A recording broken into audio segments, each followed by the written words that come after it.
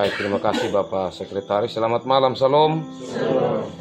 Baik, rekan-rekan majelis penatua diaken yang kekasih, beserta dengan Ibu Diaken Margareta Yakubewa, beserta dengan Bapak Ridus keluarga dan rumah tangga ini. Mari kita menyiapkan hati untuk kita masuk di dalam PA dan memulainya saja kita bersama puji Tuhan dari Kidung Jemaat nomor 7 ayat 1. Kidung Jemaat nomor 7 ayat 1. Ya Tuhan, kami puji namamu besar, ya Bapa makhlukmu menyanyi bergemar, dan kata-kata selanjutnya. Ya Tuhan, kami puji namamu besar, ya Bapa makhlukmu menyanyi bergemar. Langit buana laut bersyukur semua, malaikat segenap memuji Dikau jua, kemuliaanmu kekal senantiasa. Kudus, kudus, kuduslah Tuhan Maha Kuasa.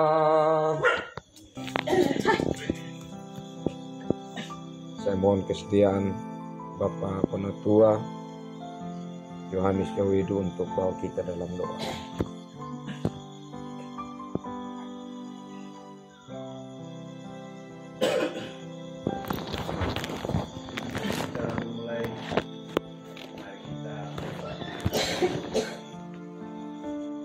Allah murima na begrata sorga muri na marurada ma amhuhu amana kama na begi martana na ngar muri trilunghina kama marumia ega maka hu ana patpedi dan nyama horo kada muri kama tenga ya kana bintu ya kana kana da muri muri na begrata sorga trilunghina hu ana per muri na jor punya nalini tanggo ya. Buat kanya duit itu 5 punya taat dah. Jangan kerja di keluarga, jangan kerja di mengkawin. Boleh nampak kita keluarga, boleh tutup jaka banyak ngaram boleh dia loh. Kalau kerja punya taat merah boleh boleh itu boleh. Amin. Amin. Terima kasih Bapak Penatua. Yang lalu kita di kitab Imamat pasal lupa. Hah? Pasal 1 sampai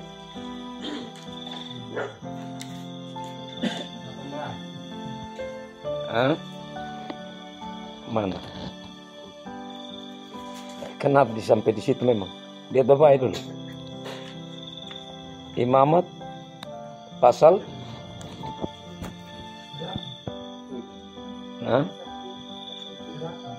1 sampai 7. Imamat pasal 1 sampai pasal 7. Sekarang kita imamat pasal 8 sampai pasal 10. Karena dia secara strukturnya ada pembagian pasal-pasal.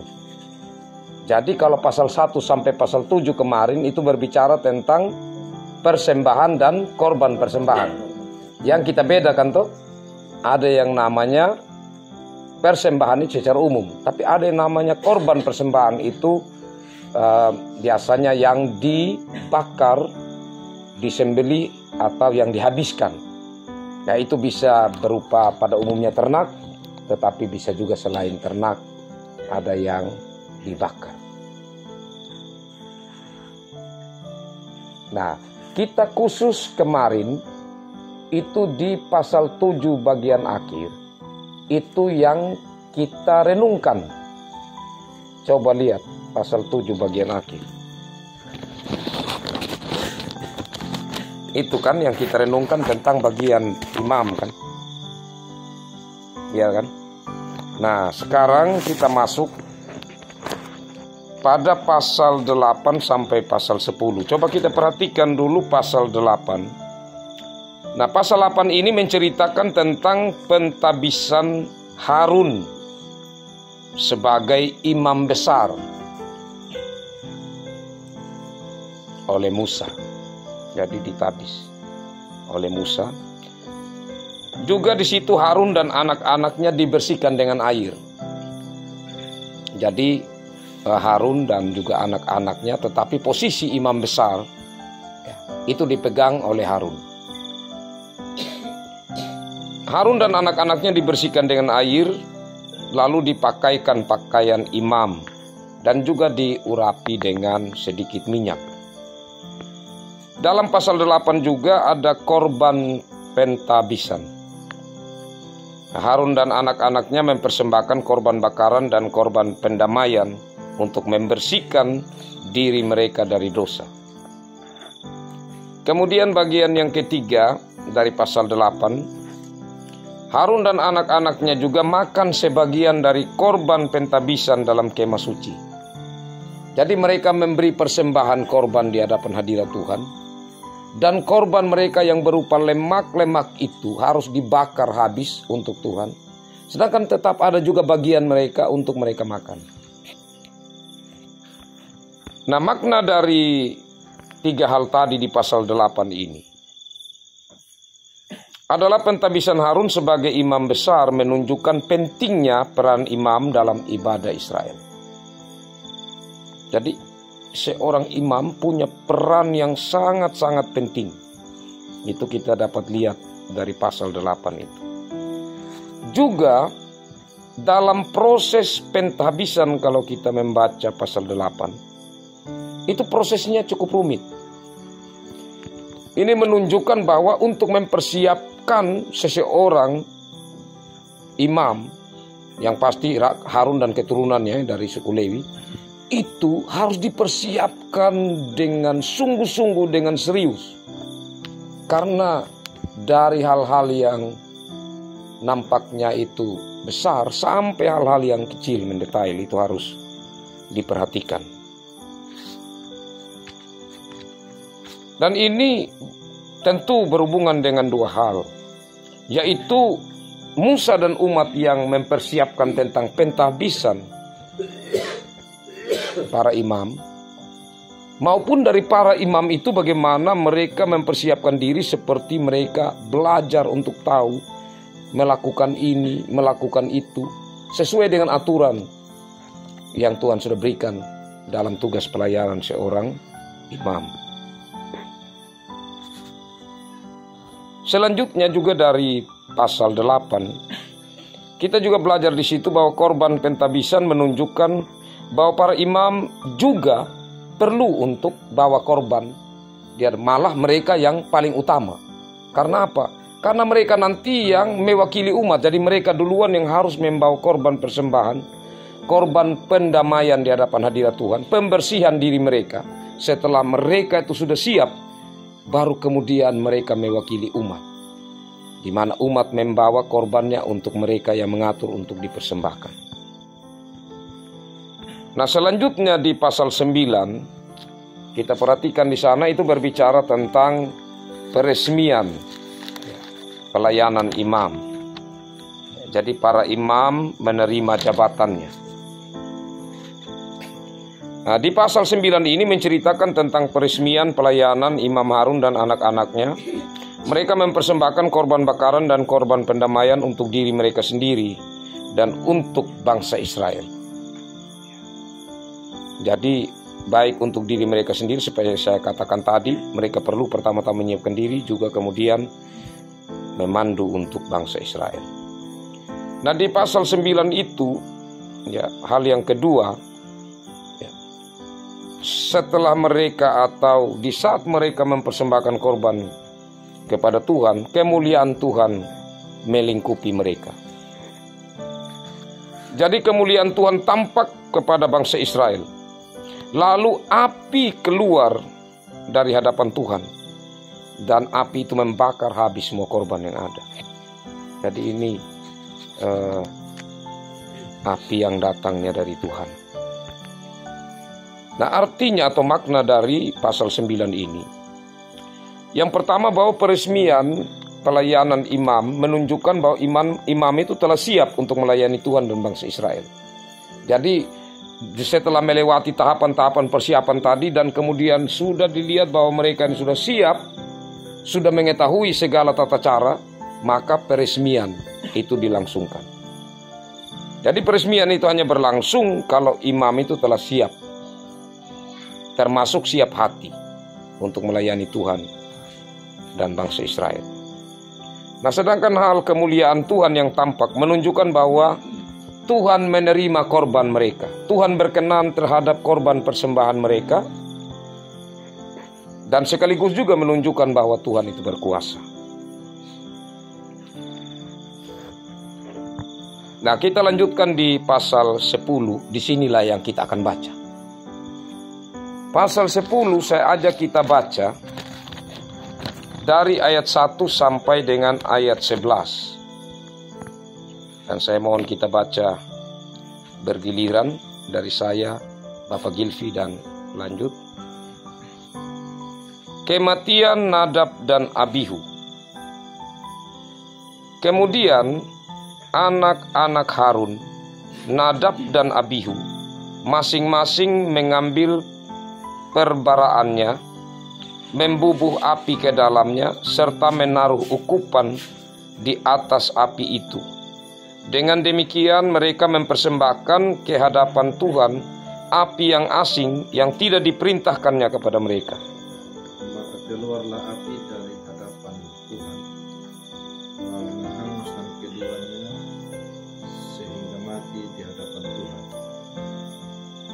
Berkatalah Musa kepada Harun, inilah yang difirmankan Tuhan kepada orang yang karib kepadaku, menyatakan kekudusanku, dan dibuka seluruh bangsa itu akan kufur. Lihatkan. Perlihatkan. Lihatkan kemuliaanku, dan Harun berdiam diri. Kemudian Musa memanggil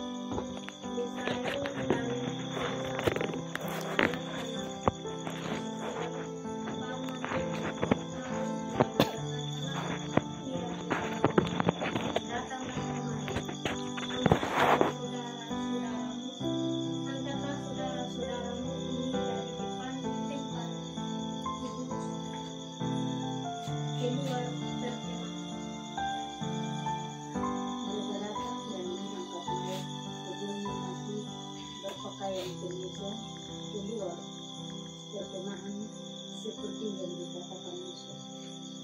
Kemudian berkatalah Musa kepada Harun dan kepada Eleazar dan Itamar, anak-anak Harun, janganlah kamu berharum dan janganlah kamu berbersih, supaya jangan kamu mati dan jangan Tuhan menyukai sejarah umat ini tetapi saudara-saudaramu, yaitu seluruh bangsa Israel. Mereka lah yang harus menangis karena api yang dinyalakan Tuhan. Janganlah kamu pergi dari depan pintu kemah pertemuan supaya jangan kamu mati, karena minyak urapan Tuhan ada di atasmu. Mereka melakukan sesuai dengan perkataan Musa. Lanjut. Tidak lanjut.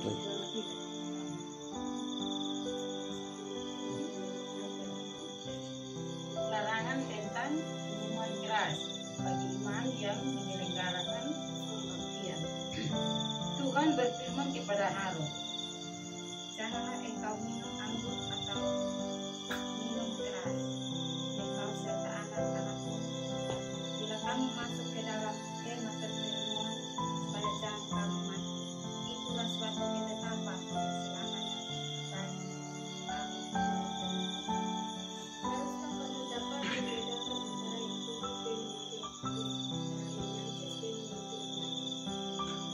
Dan haruslah kamu dapat mengajarkan kepada orang Israel segala ketetapan yang telah firmankan Tuhan kepada mereka yang seantara musuh. Ya, baik, terima kasih rekan-rekan majelis yang mendapat kesempatan membaca. Baik, kekasih Tuhan, untuk Imamat pasal 10 ini, di situ menceritakan tentang dosa Nadab dan Abihu. Ya. Nadab dan Abihu ini adalah anak-anak Harun yang mempersembahkan api yang tidak kudus di hadapan Tuhan. Di dalam pasal 10 ini juga kita melihat akibat atau konsekuensi dari dosa. Nadab dan Abihu dihukum mati oleh Tuhan karena dosa mereka. Kemudian khususnya di perikop selanjutnya ya, larangan tentang minuman keras. Di situ ada peringatan, Harun dan anak-anaknya yang lain diperingatkan untuk tidak minum anggur atau minuman keras saat melayani di kemah suci. Jadi terkhususnya saat sedang menjalankan pelayanan, itu harus kudus. Nah, makna atau arti dari pasal 10 ayat-ayat yang ada di dalamnya. Yang pertama, bahwa dosa Nadab dan Abihu menunjukkan bahwa imam juga dapat melakukan kesalahan dan harus bertanggung jawab atas tindakan mereka. Nah, jadi setelah diresmikan, jabatan mereka ditabiskan dan mereka mulai menjalankan pelayanan, malah di situ terjadi satu kesalahan fatal, dan itu dilakukan oleh anak dari imam besar, anak dari Harun. Nah, di sini kalau sampai peringatan ditujukan ya supaya menjaga kekudusan mereka dengan cara menghindari minuman keras. Jadi ada kemungkinan besar, ya, kemungkinan besar, meski tidak tercatat di sini, kemungkinan besar Nadab dan Abihu ini mabuk. Kemungkinan besar. Jadi dorong buat hal yang aneh begitu. Ini bukan main-main, ini dalam kemah suci atau di sekitar kemah suci. Dan mereka belum lama baru menerima pentabisan. Tapi kalau sampai mereka melakukan hal yang di luar dari aturan yang ada, berarti di situ ya, mereka ada kemungkinan besar sedang berada dalam keadaan mabuk. Untuk itulah ada larangan yang muncul supaya jangan seperti itu di saat menjalankan tugas pelayanan. Nah, kekasih Tuhan, dari pasal 10 ini ya mau menunjukkan bagaimana sesungguhnya berhadapan dengan tugas pelayanan. Ya. Tugas pelayanan yang kalau kita renungkan kembali ya, kita menerima tugas pelayanan awalnya itu kita merasa aduh tidak gampang betul. Terima kasih Tuhan, tapi saya ini tidak mampu. Bagaimana? Nah, apakah perasaan itu masih ada atau tidak? Itu perlu kita renungkan secara mendalam. Jangan sampai lama-kelamaan dia menjadi biasa saja, macam tidak ada rasa seperti yang awal. Itu perlu kita renungkan kembali.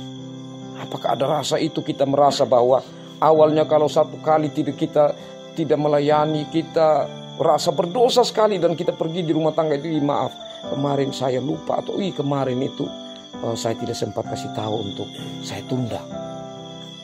Apakah perasaan itu masih ada sampai sekarang atau dia sudah mulai menurun?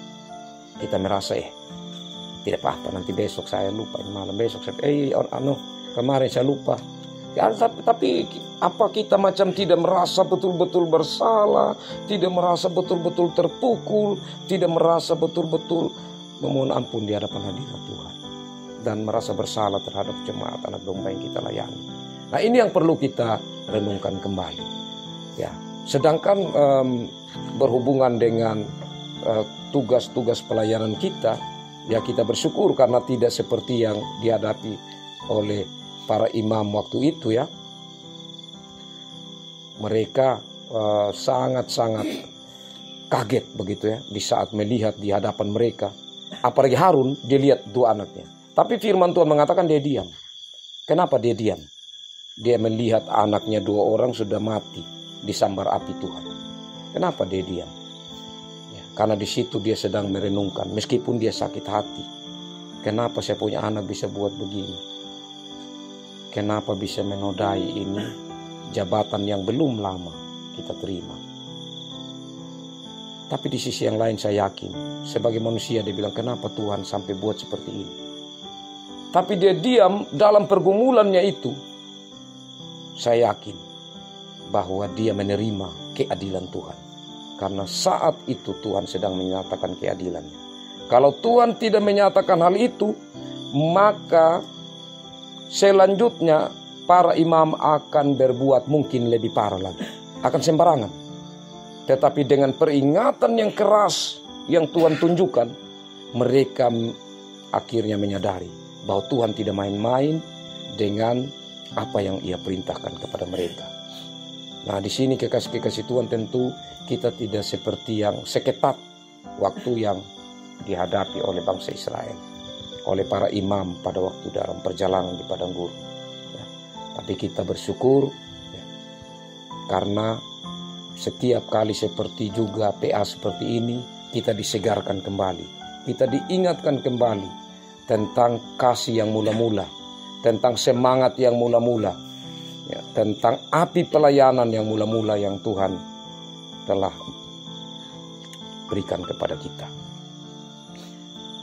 Nah, selanjutnya kekasih-kasih Tuhan, dari bagian firman Tuhan ini juga, ya, mari kekasih-kekasih Tuhan, ya, kita hindari untuk hal-hal yang bisa membawa teladan yang kurang baik bagi warga jemaat. Salah satunya seperti minuman keras. Ya, sebenarnya minuman itu baik. Ya. Semua makanan, minuman baik kalau takarannya itu pas. Tapi kalau dia sudah lewat takaran, kalau susu itu bikin sehat.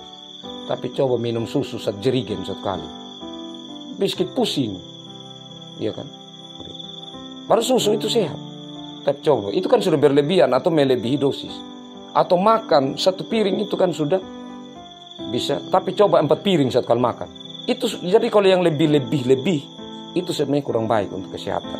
Tapi kalau pas sesuai takarannya itu sehat. Malah Rasul Paulus bilang sama Timotius, ya, kalau minum air campur sedikit dan anggur, kan begitu, yang supaya sehat. Tapi bersyukur ya, kita majelis, saya perhatikan khususnya di tahun 2025 tidak ada yang seperti itu, tidak ada. Ya. Kalau di tempat lain ya masih ada. Tapi di Hukmada tahun 2025 saya lihat tidak ada yang, kalau minum ya minum, tapi untuk mau bilang sampai yang berlebihan tidak ada lagi. Ya, dan ini yang kita perlu jaga. Tapi bukan itu saja, kan saya bilang tadi itu salah satu contoh. Ya, dalam banyak hal lain. Ya, saya, Bapak Mama semua kita terus belajar. Ya, karena kita dipanggil Tuhan bukan orang yang dari kecil itu sudah, semuanya ini dari kecil sudah Kristen. Ada yang sudah mulai besar, ada juga yang sudah Kristen, sudah besar, tetapi pemahaman Alkitabnya belum terlalu kuat. Jadi kita semua baru-baru ya terus mau belajar untuk tahu banyak hal.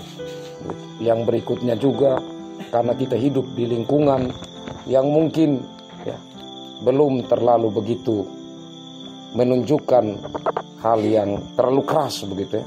Jadi ya kalau melakukan yang begini ya oke lah gitu, oke. Tapi kalau di tempat-tempat yang lain, nah itu bisa majelisnya langsung disorot gitu, majelisnya langsung di ini. Tapi kita di desa seperti ini, apalagi di Hukmada, kita terlalu banyak saling memahami satu dengan yang lainnya. Saya pikir ada hal positif juga dari itu, untuk kita tidak kecil jiwa, kita tidak patah semangat, tetapi kita sudah sebagai orang-orang dewasa, kalau kita sudah sempat mendengar ya oke lah, sudah mungkin itu lupa, kita kembali lagi berjuang untuk hal yang lebih baik. Nah, apalagi ya kalau yang fatal, saya pikir tidak ada, karena yang fatal di sini yang dimaksudkan itu itu di rumah Tuhan. Karena ini kemah pertemuan. Jadi mereka masuk itu dengan mabuk. Baru ini imam, oh itu fatal itu. Tidak boleh. Ya, jadi yang saya maksudkan kita meskipun tidak seperti itu, ya, para imam, para penatua, diaken, tapi kita memperingatkan kita punya warga. Mungkin Bapak, kita sudah capek kerja dekor ini, kita santai minum sedikit. Tidak boleh di dalam, kami minum di luar. Jadi, kalau kita ada harus ingatkan, artinya itu rumah Tuhan. Jadi Tuhan sudah kuduskan, Tuhan sudah sucikan. Jadi hal seperti itu tidak bisa dianggap biasa. Kalau itu dianggap biasa, maka akan berbahaya perjalanan kehidupan kita ke depan. Nah, jadi seperti ini Bapak Mama, kekasih Tuhan, dari bagian firman Tuhan ini meskipun sedikit, pasal 8 sampai 10, tapi kiranya menjadi pegangan bagi kita. Baik, saya berikan kesempatan kepada kita, mungkin ada yang bertanya atau yang mau menambahkan, kesempatan saya berikan. Seperti putaran yang tadi, saya mulai dari Bapak Ilvi. Baik, terima kasih atas kesempatan.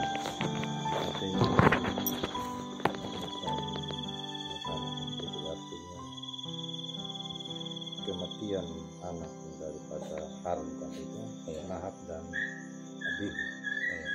Artinya kematian tidak ada teguran 1, 2, 3 langsung dihanguskan begitu saja Bapak, atau masih ada teguran lah? Artinya akan macam kalau gitu ditegur 1 kali, 2 kali, sampai ketiga pasti hanya itu ya. Sementara artinya langsung bersalin itu Tuhan langsung menyatakan kuasanya gitu. Mungkin itu yang saya tanya. Baik, terima kasih. Jadi kalau kita kembali mengingat ya, dalam perjalanan di kitab Keluaran, itu Tuhan sudah memperingatkan keras sebenarnya kepada Harun dan kepada bangsa Israel. Itu saat Musa ada 40 hari di Gunung Sinai untuk terima 10 hukum Tuhan.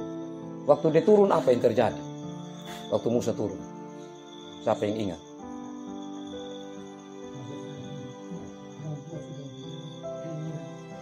Apa yang mereka buat? Lembu emas. Akhirnya apa? Bunuh semua. Tuhan bilang, yang tadi itu yang sembah-sembah semua.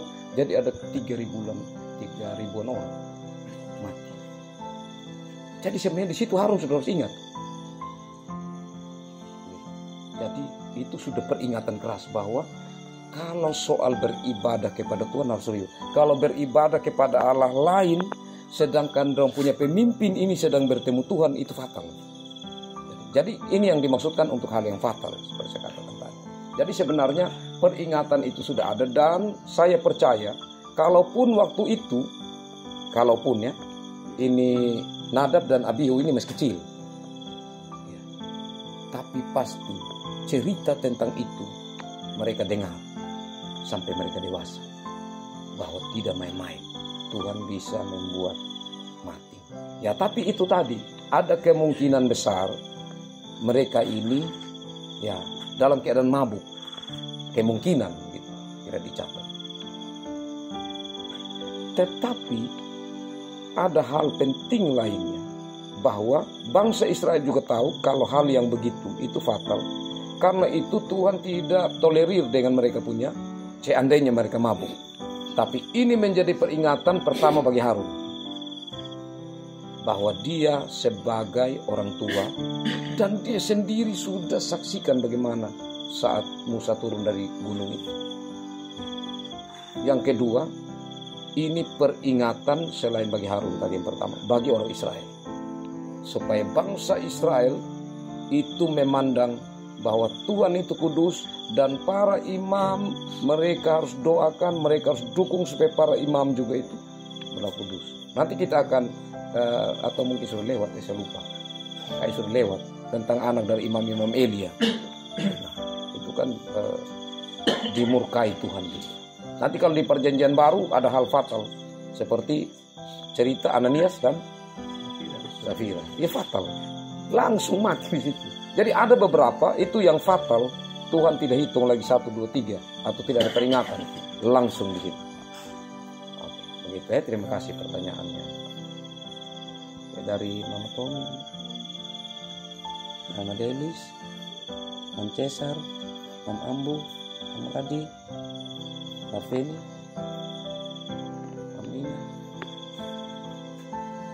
Nah, ya.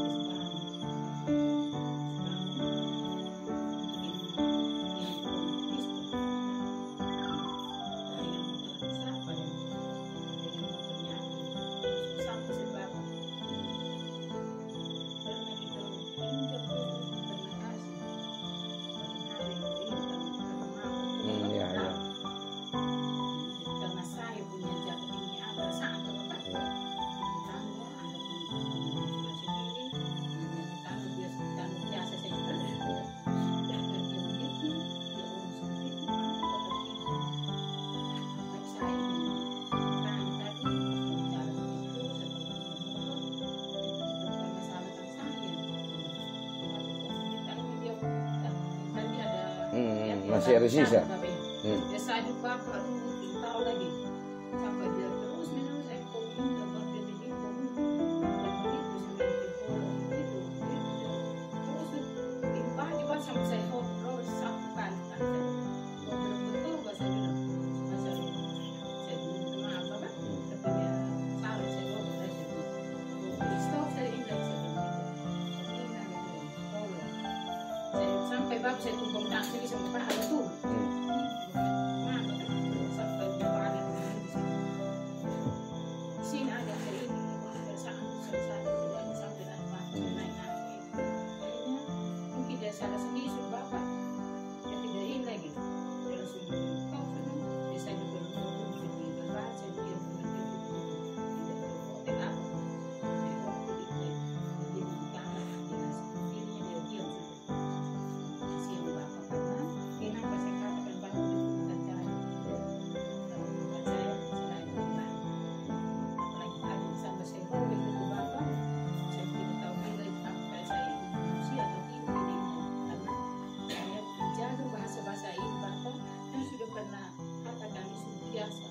biasa dan akhirnya lagi nanti kalau dia tambah lagi mendengarnya salah paham apa kesian saya itu yang saya menjadi kecil hati bapak makanya firman ini yang kita baca dan renungkan betul-betul saya merasakan dalam hati saya semoga saya bapak mungkin karena di ayatnya ini yang itu di bagian B ayat 6 jangan kamu bertabung dan janganlah kamu berduka-cita supaya jangan kamu mati dan jangan Tuhan memberkahi segenap umat ini tetapi saudara-saudaramu yaitu seluruh bangsa Israel mereka lah yang harus menangis karena api yang menyalakan di sinilah Bapak yang tertulis makanya itu tertarik dengan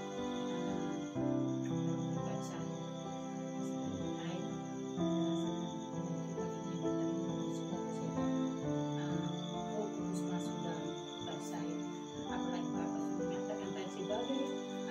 pelayan Tuhan maka saya mampu tapi malam ini semoga saya firman Tuhan dan saya baca dan merenungkan masuk dalam hati saya mampu dan saya betul melakukan kepada suami saya atau di dunia saya sebab saya Baik, terima kasih ya, luar biasa kesaksian dari Nina.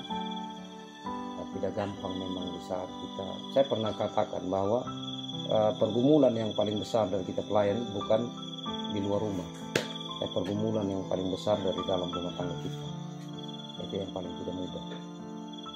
Tapi kita percaya bahwa Tuhan tetap menolong kita, termasuk Tuhan menolong Mama Nina, sehingga Mama Nina tidak sampai khilaf begitu ya. Dan kita satu hati juga mendoakan supaya Nina Tuhan pulihkan cara berpikirnya, Tuhan bawa dia untuk benar-benar ya bisa mendukung pelayanannya Nina, tapi terutama juga untuk kehidupan pertumbuhan iman. Baik, terima kasih Nina. Terima kasih. Saya sampai lupa nih Mama Resta kan terlalu lama. Saya lupa. Babian.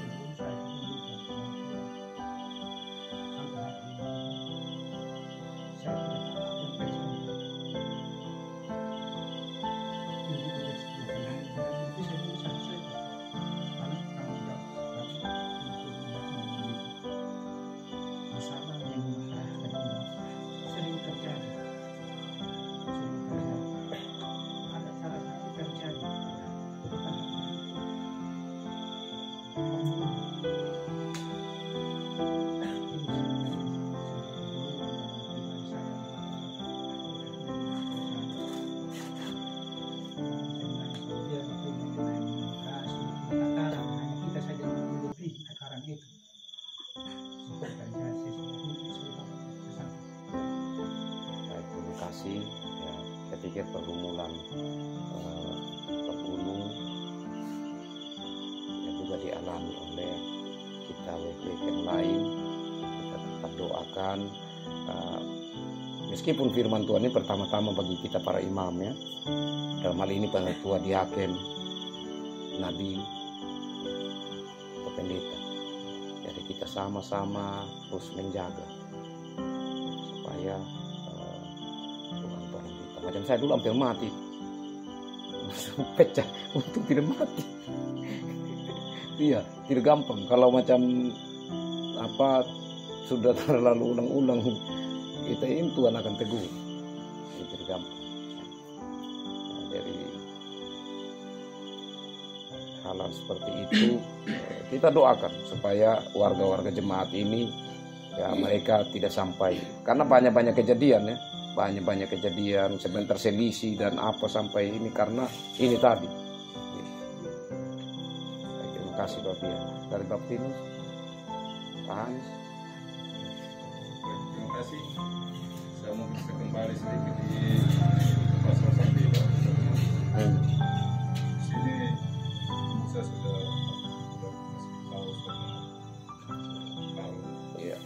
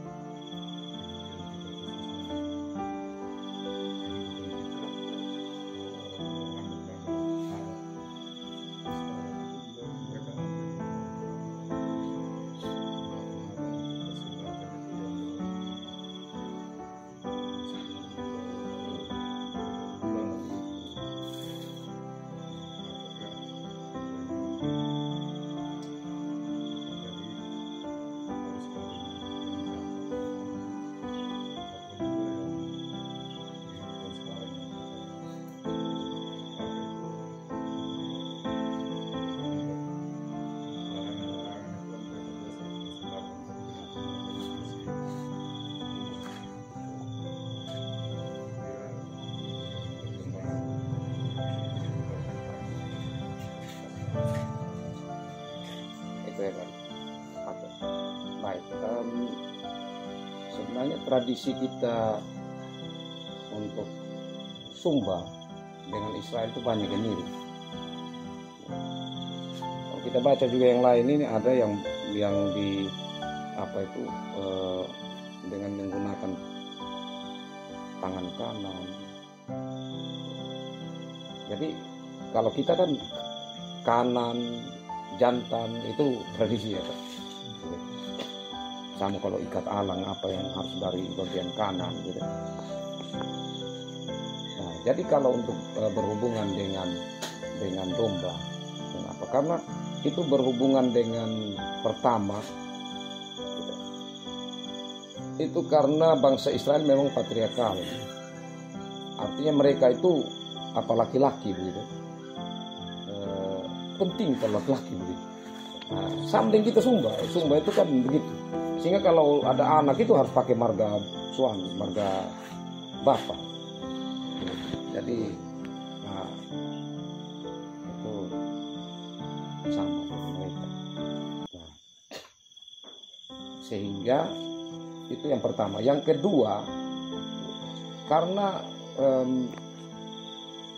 bukan tidak penting juga betina, tapi pentingnya betina dia kan untuk meneruskan. Coba yang dipotong itu banyak yang betina. Modern mana lagi nanti ini anak-anak yang lain ini. Masuk akal kan? Secara logika. Oke. Coba dong minta semua ini yang betina bukan yang jantan yang disembelih. Bahaya sudah. Coba yang dia punya dari satu induk yang beranak itu contohnya domba 2 ekor. Paling tinggi 3 mungkin ya, kalau sekali beranak begitu, kambing atau domba ya. Semua jantan. Beberapa saja yang keluar betina. Dan yang diminta betina. Habis sudah nanti. Dia turunan. Tidak ada. Jadi Tuhan sudah atur begitu rupa. Baik itu menurut budaya mereka. Itu pakai jantan. Tetapi bukan berarti betina itu penting. Ada dia punya makna penting lainnya. Untuk menyelamatkan keturunan dari ini tadi persembahan yang dipakai. Begitu. Jadi kalau dari segi isi mungkin secara logika juga. Karena isi hewan jantan itu lebih banyak dari mungkin. Kalau saya tidak salah begitu mungkin dia punya isinya itu kalau hitung antara yang jantan dan betina lebih ketat itu lebih padat itu yang jantan. Lebih banyak dia punya isi. Nah, jadi kalau dari segi tadi yang saya bilang macam kalau kita pakai yang betina seperti membunuh keturunan. Jadi ada pentingnya juga dari sisi kenapa tidak pakai betina dan pakai jantan. Nah, sedangkan untuk tadi si Sumba yang saya bilang tadi patriarkal juga. Jadi jantan dia melihat itu dari banyak segi. Dari banyak segi. Nah, sedangkan Sumba dia sebenarnya bukan untuk melebih-lebihkan juga kalau kenapa harus dengan jantan. Artinya bukan untuk melebih-lebihkan yang jantan, sebenarnya tidak juga. Karena ada pentingnya betina itu di tempat lain, kalau ternak. Nah, salah satunya yang jantan itu pentingnya itu kan menjadi sebuah kebanggaan kalau di rumah dia punya tanduk itu dia berbeda kan. Hingga untuk pasang di rumah apa bisa jadi ini. Nah, beda dengan kalau yang tapi yang biasa pakai apa begitu ya? Biasa pakai parang itu yang jantan ya? Betina. Yang betina. Ya. Nah, itu pentingnya. Jadi ada penting-pentingnya yang lain begitu. Nah, hanya itu masalah apa saja tradisi karena patriarkal, tapi saya yakin bahwa Tuhan sudah kasih hikmat bahwa yang korban itu sebaiknya yang jantan. Kalau yang betina sama kita membunuh keturunan. Itu dia punya kunci. Karena kenapa? Bahkan kalau kita mau omong dalam berbagai hal, bahkan untuk di kampung, itu tidak bisa dikatakan ama ina. Harus dikatakan ina ama. Jadi, karena turun-temurun itu, pemimpin itu dia lahir dari perempuan. Nah, itu jadi konsep-konsep seperti itu. Nah, Sehingga dari patriarkal itu maka Allah memperkenalkan diri sebagai Bapa. Dan mereka menyebut Allah itu Bapa. Apakah Allah itu laki-laki? Allah tidak punya jenis kelamin. Allah itu roh. Tapi dia memperkenalkan diri sebagai Bapa. Meskipun dia memiliki semua sifat. Sifat keibuan, sifat Bapa. Tetapi karena bangsa Israel ini, mereka kan kalau Allah menyebut mama, mereka terima sudah. Karena mereka jalur Bapa. Jalur ini. Pemimpin di bangsa Israel, jangan harap itu yang disebut imam tadi ini ada perempuan. Tidak ada. Kita sekarang penatua itu raja, diaken itu imam. Tapi diaken ini yang laki-laki yang muji. Semua kan sekarang. Ya, malah di Sumba kita tahun berapa itu baru pendeta pertama, pendeta Sakabula, pendeta perempuan. Tahun 70-an, 60-an. Tidak bisa untuk perempuan. Harus guru Injil begitu, baru kemudian itu baru ada. Pokoknya pelayan baru kemudian itu ada yang perempuan. Yang pertama harus laki-laki karena patriarkal itu. Ya, jadi saya hubungkan dengan banyak hal untuk kita bisa tangkap dia punya arah maksudnya itu kan saya. Baik, terima kasih dari yang tanya. Mama diaken. Pak Mendi. Saya minta maaf Bapak Desa, saya tanya rekan begini. Pengerja. Baik, terima kasih ya, luar biasa Pak Mama. Kita berupaya untuk melihat bagian firman ini sesuai dengan konteks kita. Bagaimana keberadaan kita, termasuk lihat dari sisi apa. Tapi yang menarik tadi itu yang disampaikan oleh Pak Hans, itu kemungkinan besar kesamaan kita bahwa harus pilih yang muda. Artinya dia belum mengenal boleh bilang belum mengenal dosa, meskipun dia tidak tahu dosa itu hewan. Tapi masih apa begitu? Suci. Masih suci begitu. Itu yang dikorbankan begitu. Jadi dalam adat apa itu biasanya anak ayam yang masih tenak, kalau babi yang masih kecil itu yang dipakai. Iya. Oke. Tapi itu dalam tradisi kalau Pak Hans bilang untuk sekarang bukan sesuatu hal yang apa lagi begitu ya. Karena kalau ini tadi ini berhubungan dengan sebelum Yesus ada. Sedangkan kalau yang tadi itu yang Pak sampaikan itu marapu.